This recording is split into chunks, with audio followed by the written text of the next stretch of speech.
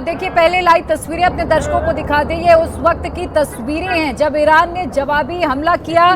दोहा की ये तस्वीरें, अमेरिकी बेस को निशाना बनाया गया। जैसे मेरे सहयोगी शोएब भी बता रहे हैं कि 6 बैलिस्टिक मिसाइल यहां पर दागी गई हैं।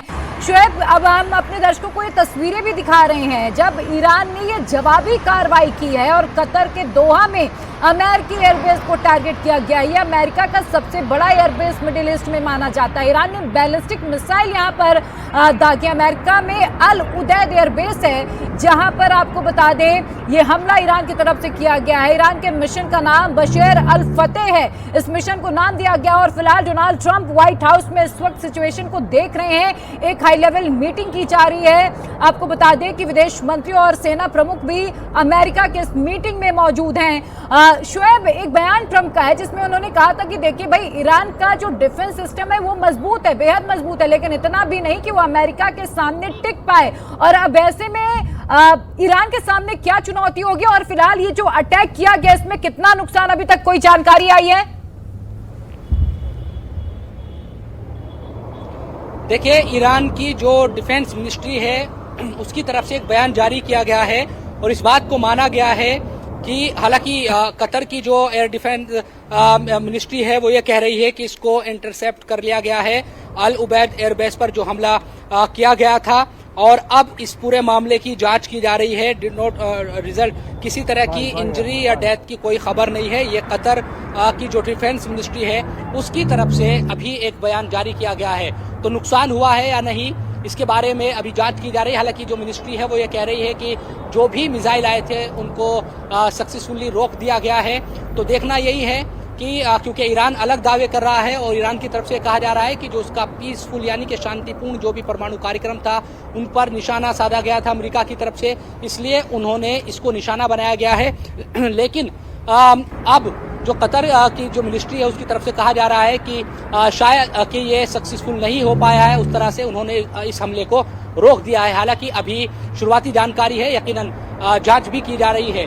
अमेरिका की तरफ से अब अहम हो जाएगा अमेरिका का बयान क्या आता है, अमेरिका की तरफ से क्या चीजें सामने आती है, उनकी तरफ से क्या बातें कही जाती है। अगर व्हाइट हाउस में मीटिंग चल रही है, हो सकता है कि जो जवाबी, क्योंकि ऐसा नहीं है कि अमेरिका ने पहले से तैयारी नहीं कर रखी है किसी भी तरह की, उसको पता है जिस तरह के हालात ईरान में हैं और जो सुप्रीम लीडर है खामनेई साहब, उनकी तरफ से लगातार ये बातें कही जाती रही है कि वो किसी भी हमले का जो जवाब है वो देंगे, चाहे इजराइल हो या अमेरिका हो।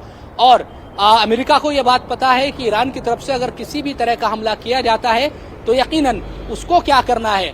तो हो सकता है कि ईरान पर फिर से हमले हो और ऐसा नहीं कि उसके लिए बहुत ज्यादा दिनों का इंतजार किया जाए। हो सकता है कि कुछ घंटों बाद ही हमले देखने को मिल सकते हैं इन्हीं बेसिस से जो दूसरी जगहों पर बेसिस है, और फिर जो जंग है वो बहुत ज्यादा और ज्यादा बढ़ जाए। तो दोनों देशों को पता है, ईरान को भी इस बात का पता है कि उस पर किस तरह से चीजों का असर होगा।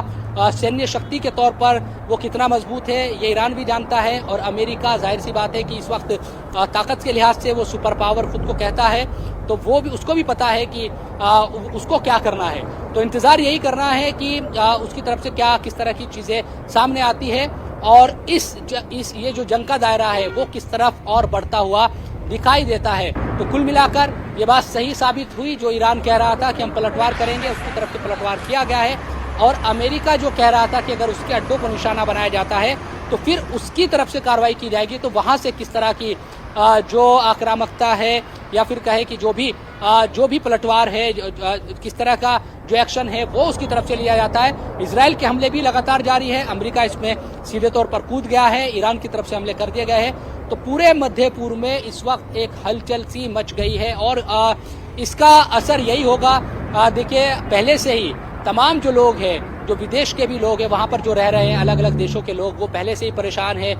इजराइल हो या फिर जॉर्डन और दूसरे इलाकों में भी लोग उनको ये अंदाजा था पहले से ही कि भाई ये जंग का जो दायरा है यहाँ तक आगे बढ़ता रहेगा। तो पहले से ही वो लोग इन तमाम चीजों को से जूझते हुए नजर आए थे। अब चूंकि हमले डायरेक्ट शुरू हो गए हैं तो और ज्यादा दिक्कतों का सामना तमाम लोगों को करना पड़ेगा। अलग अलग जो भी वहां पर देशों के नागरिक हैं उनको एम्बेसीज अब सतर्क कर रही है कि आप सुरक्षित जगहों पर रहे, क्योंकि हमले अगर होने लगे लगातार और ये धमकियां दी जाती रही ईरान की तरफ से कि 50,000 सैनिक अमेरिका के इन तमाम जगहों पर है, वो कफन तैयार रखे, इस तरह की जो धमकियां है वो ईरान की तरफ से दी जाती रही है। अमेरिका ईरान को इसी तरह धमकाता है कि उसको पूरी तरह से खत्म कर दिया जाएगा और अगर वो वहां पर जो हुकूमत है उसको बदल दिया जाएगा। ये तमाम बातें अमेरिका की तरफ से कही जाती रही है। तो ये जो चीजें हैं अब आगे बढ़ती हुई दिखाई दे रही है यकीनन, और इन्हीं तमाम चीजों का असर देखना होगा कि किस तरह से होता है। क्या अब कोई उम्मीद बातचीत की बची है? अगर ये सवाल हो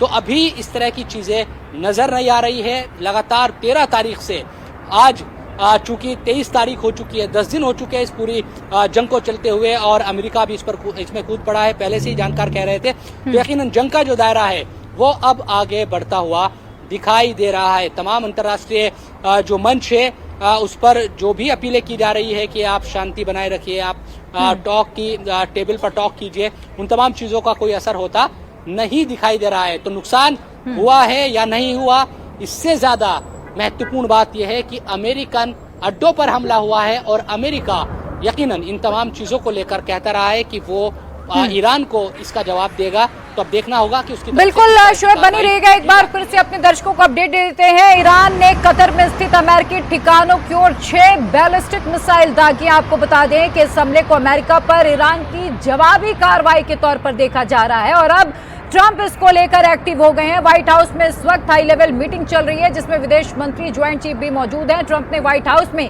हाई लेवल मीटिंग बुलाई और इसी बीच ये बड़ी खबर आपको बता दें, ईरान ने कतर के अमेरिकी बेस पर हमला किया है। इराक में भी अमेरिकी बेस पर भी ईरान ने हमला किया है। आपको बता दें, जैसे मेरे सहयोगी शोएब रजा भी बता रहे हैं कि चाहे वो बगदाद हो, इराक हो, कतर हो, दोहा, इन तमाम जगहों पर जहां जहां अमेरिका के सैन्य ठिकाने हैं मिडिल ईस्ट में, उन्हें टारगेट किया गया है। ये बड़ी खबर बता दें, व्हाइट हाउस में इस वक्त हाई लेवल मीटिंग हो रही है और अमेरिकी एयरफोर्स के हेडक्वार्टर को टारगेट किया गया है। ये खुद आपको बता दें कि ईरान की सेना ने कंफर्म किया है। सीरिया में अमेरिकी बेस पर सायरन सुने गए। हमने आपको लाइव तस्वीरें भी दिखाई हैं। फिलहाल American patriot missile defence system को एक्टिवेट कर दिया गया है। जो ईरानी मिसाइल से उन्हें इंटरसेप्ट करने की कोशिश की जा रही है। ईरान ने कतर के सबसे बड़े अमेरिकी बेस को टारगेट किया है। कतर में अमेरिका के अल उदैद एयरबेस पर अटैक किया गया है, जो सबसे बड़ा एयरबेस अमेरिका का यहां पर माना जाता है। मिडिल ईस्ट में लगभग 40,000 सैनिक अमेरिका के तैनात हैं और अब इस वक्त व्हाइट हाउस में जो मीटिंग चल रही है, ये जरूर है कि अब अमेरिका पलटवार करेगा, क्योंकि ट्रंप ने बार बार ये चेतावनी दी थी खामनेई को कि सरेंडर करें, अल्टीमेटम दिया, उन्हें वक्त दिया गया था और चूंकि खामनेई ने ये जरूर साफ कर दिया था कि वो किसी भी कीमत पर सरेंडर नहीं करेंगे, अपने देश